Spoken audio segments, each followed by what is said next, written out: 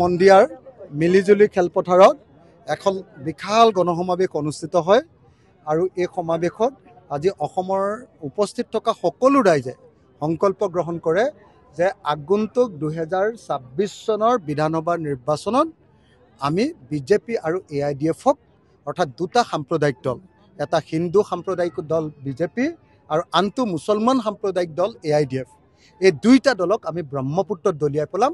অৰ্থাৎ 26 চনত আমি সাম্প্ৰদায়িকতা মুক্ত এখন অসমৰ চৰকাৰ প্ৰতিষ্ঠা কৰিম।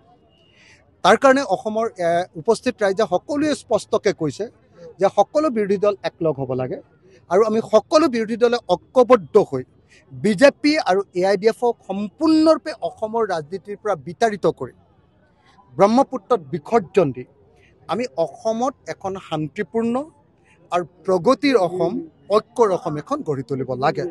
আজি হাজাৰ হাজাৰ মানুহে সংকল্প গ্ৰহণ কৰিছে যে 2026 চনত অসমত হিন্দু সাম্প্ৰদায়িক দল বিজেপি আৰু মুছলমান সাম্প্ৰদায়িক দল AIDF, এই দুইটা দলক যিকোনো প্ৰকাৰে হ'লেও নিৰ্বাচনত পৰাজিত কৰিব আৰু তাৰ কাৰণে বিৰোধী দলসমূহক ঐক্যবদ্ধ হ'বৰ কাৰণে আজি আমাক নিৰ্দেশ প্ৰদান কৰিছে।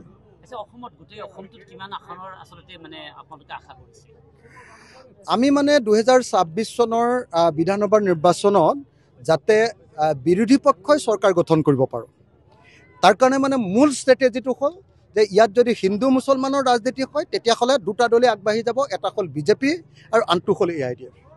সেইকাৰণে আমাৰ মূল ষ্ট্ৰেটেজিটো হ'ল যে আমি ধৰ্মনিৰপেক্ষ ভাৰতবৰ্ষখন বচাবৰ কাৰণে, আমাৰ সংবিধানখনক বচাবৰ কাৰণে, অসমত হিন্দু মুছলমানৰ সংঘাত নাইকিয়া কৰি আমাৰ ডেভেলপমেণ্টৰ মূল প্ৰশ্নবিলাক, যে পথাৰত কেনেকৈ পানী যোগান দিব পাৰোঁ, কেনেকৈ এডৰা পথাৰত 3বাৰ খেতি কৰিব পাৰে, অসমৰ প্ৰত্যেকজন ডেকা ল'ৰাক কেনেকৈ আমি প্ৰফেশ্যনেল কৰিব পাৰোঁ, অসমৰ প্ৰত্যেকজন ডেকা ল'ৰা আৰু ছোৱালীক আমি কেনেকৈ চাকৰি দিব পাৰোঁ, অসমৰ প্ৰত্যেকজন মানুহৰ হাতলৈ কেনেকৈ বজাৰখন আমি কাঢ়ি আনিব পাৰোঁ আৰু অসমৰ প্ৰত্যেকখন গাঁৱতে কেনেকৈ ইণ্ডাষ্ট্ৰি খুলি এজনো মানুহক আমি নিবনুৱা কৰি নাৰাখি কেনেকৈ সকলোকে সংস্থাপন দিব পাৰোঁ, তেনেকুৱা এখন উন্নয়নৰ আধাৰ তৈয়াৰ কৰা এখন চৰকাৰ আমি গঠন কৰিব লাগে। সেইকাৰণে আমাৰ কাৰণে স্পষ্ট কথা যে আমাক মিনিমাম 65খন আসন লাগিব চৰকাৰ গঠন কৰিবৰ কাৰণে। সেইকাৰণে উজনি আৰু নামনি সকলো ঠাই মিলি, ব্ৰহ্মপুত্ৰ আৰু বৰাক সকলো ঠাই মিলি, পাহাৰ আৰু ভৈয়াম সকলো ঠাই মিলি, আমি উত্তৰ অসম আৰু দক্ষিণ অসম সকলো ঠাই মিলি, পূব অসম আৰু পশ্চিম অসম সকলো ঠাই মিলি আমি অন্তত পক্ষে যাতে 70খন আসন বিৰোধী পক্ষই আমি যাতে দখল কৰিব পাৰোঁ তাৰ কাৰণে ষ্ট্ৰেটেজি তৈয়াৰ কৰিবলৈ চেষ্টা কৰিছোঁ। আৰু বিজেপি আৰু AGP-ক আমি যাতে সম্পূৰ্ণৰূপে পৰাভূত কৰিব পাৰোঁ, AIDF-ক যাতে আমি বিতাড়িত কৰি দিব পাৰোঁ, অসমৰ ৰাজনীতিৰ পৰা AIDF-ক একেবাৰে নাইকিয়াই কৰি দিব লাগে।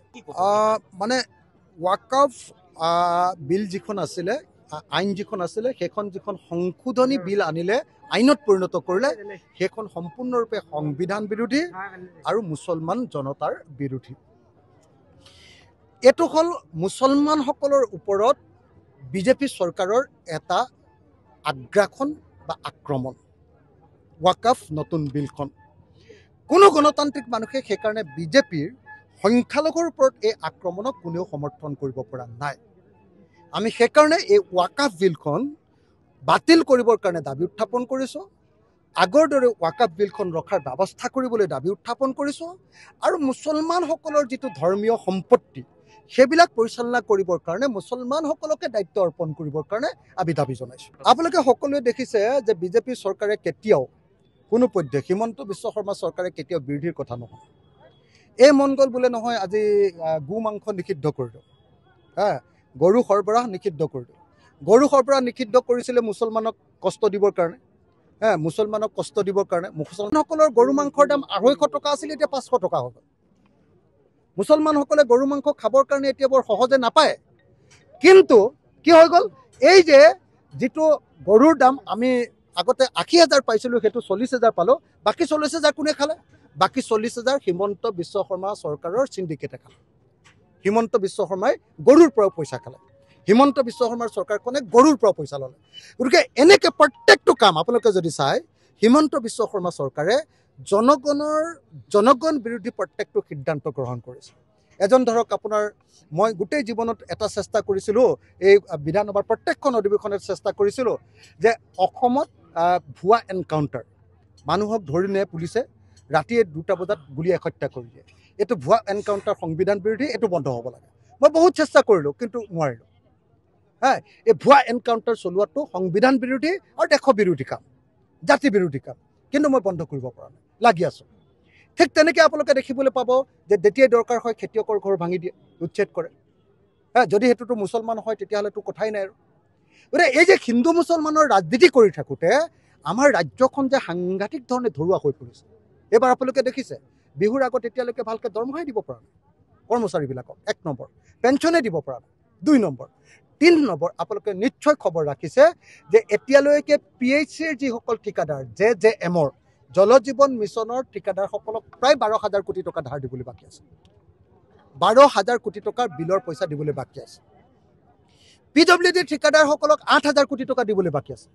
এইবাৰ 8,000 কোটি টকাৰ ভিতৰত 15% দিম বুলি কৈছিলে, 15% দিব নোৱাৰিলে, পইচা নাই, 7% দিছে। গতিকে চৰকাৰখন সাংঘাতিক দেউলীয়া। জলসিঞ্চনৰ ঠিকাদাৰ, PWD বিল্ডিঙৰ ঠিকাদাৰ, কোনো ডিপাৰ্টমেণ্টৰ ঠিকাদাৰকে পইচা দিব পৰা নাই। তাৰ ফলস্বৰূপে একদম উন্নয়ন স্তব্ধ হৈ পৰিছে। সেইকাৰণে মই আপোনালোকক ক'ব খুজিছোঁ যে এই চৰকাৰখন, বিজেপি চৰকাৰখনে আমাৰ অসমখনক ধৰুৱা কৰি পেলালে, আমাৰ অসমখনক দেউলীয়া কৰি পেলালে। অসমৰ অৰ্থনীতি এতিয়া লাও লোৱা, আমাৰ অসম এতিয়া সাংঘাতিক ধৰণে বিপদজনক অৱস্থালৈ গৈছে অৰ্থনীতিৰ ফালৰ পৰা। যেনেকৈ প্ৰফুল্ল মহন্তৰ দিনত দৰমহা দিব নোৱাৰা পৰিস্থিতি হৈছে, এই প্ৰথমবাৰৰ কাৰণে আমি দেখিলোঁ যে বিহুৰ সময়ত এইবাৰ চৰকাৰখনে দৰমহা দিব পৰা নাছিলে। আৰু আপোনালোকে নিশ্চয় দেখিছে যে যিসকল চাকৰিয়ালে 2005 চনৰ পাছত জইন কৰিছে তেওঁলোকৰ আনকি পেঞ্চন বন্ধ কৰি দিছে এই চৰকাৰে, নিউ পেঞ্চন স্কিমৰ নামত। গতিকে আমি সেই গোটেই কথাবিলাকত লাগি আছোঁ। মই এই চৰকাৰক সেইকাৰণে সকীয়াই দিছোঁ যে অৰ্থনৈতিক যিধৰণে শেষ কৰি পেলাইছে, ঋণ যিধৰণে বঢ়াইছে। হিমন্ত বিশ্ব শৰ্মা চৰকাৰ, বিজেপি চৰকাৰ, সৰ্বানন্দ সোণোৱাল চৰকাৰ অহাৰ আগলৈকে 16 চনলৈকে অসমৰ ধাৰ আছিলে 42,000 কোটি টকা, অকল 42,000 কোটি টকা। এতিয়া অসমৰ ধাৰ হ'লগৈ 1,75,000 কোটি টকা, 1,75,000 কোটি টকা। আগতে আছিলে 42,000 কোটি টকা মাত্ৰ তৰুণ গগৈ চৰকাৰৰ দিনত। ধাৰৰ পৰিমাণ আজি এজন মানুহৰ মূৰৰ ওপৰত 47,000 টকা। এজন অসমীয়া মানুহৰ জন্ম হৈ ল'ৰা এটাই প্ৰথমতে ধাৰৰ বোজা লয় 47,000 টকা। গতিকে এই চৰকাৰখনে অসমক সম্পূৰ্ণৰূপে দেউলীয়া কৰি পেলালে, ধৰুৱা কৰি পেলালে, ঋণী কৰি পেলালে, একদম উৎপাদন নাইকিয়া কৰি পেলালে। মানুহক প্ৰফেচনেলিজিমৰ পৰিৱৰ্তে, অসমীয়া মানুহক কাম কৰাৰ পৰিৱৰ্তে একেবাৰে 5 কেজি চাউল আৰু হিতাধিকাৰী আঁচনিত বিলীন কৰি পেলালে, যাৰ ফলস্বৰূপে অসমীয়া মানুহৰ উৎপাদন নাইকিয়া হৈ গৈছে আৰু তাৰ ফলস্বৰূপে সকলো বস্তুৰ মূল্য বৃদ্ধি হৈছে। মূল্য বৃদ্ধিৰ কোনো চলিব নোৱাৰে। এটা মুৰ্গীৰ ডিম, কণী, কুকুৰাৰ কণী 2 টকাত কিনিছিলোঁ, এতিয়া 10 টকা হৈ গ'ল। 2 টকা নিমখৰ দাম এতিয়া 20 টকা হৈ গ'ল। কেনেকুৱা ভয়ানক দাম বাঢ়িছে। এটা গেছ চিলিণ্ডাৰৰ দাম 414 টকাত কিনিছিলোঁ, 1152 টকা কৰি পেলালে। গতিকে এটা ভয়ানক মূল্য বৃদ্ধিয়ে গোটেই দেশখনক, জাতিক, জনগণক দহি পেলাইছে। গতিকে এই বিজেপি চৰকাৰক 2026 চনত আমি অসমৰ স্বাৰ্থতে, অসমীয়া মানুহৰ স্বাৰ্থতে, সকলো জাতি ধৰ্মৰ মানুহৰ সুৰক্ষা দিয়াৰ স্বাৰ্থতে, ৰক্ষা কৰাৰ স্বাৰ্থতে আমি বিজেপিক 2026 চনত হৰুৱাবই লাগিব। আৰু তাৰ কাৰণে মই 2024 চনৰ 26 অক্টোবৰ তাৰিখৰ পৰা ঘৰ এৰিছোঁ, ঘৰলৈ নাযাওঁ যেতিয়ালৈকে এই বিজেপি চৰকাৰক 2026 চনত আমি ব্ৰহ্মপুত্ৰত দলিয়াই দিব নোৱাৰোঁ। Thank U.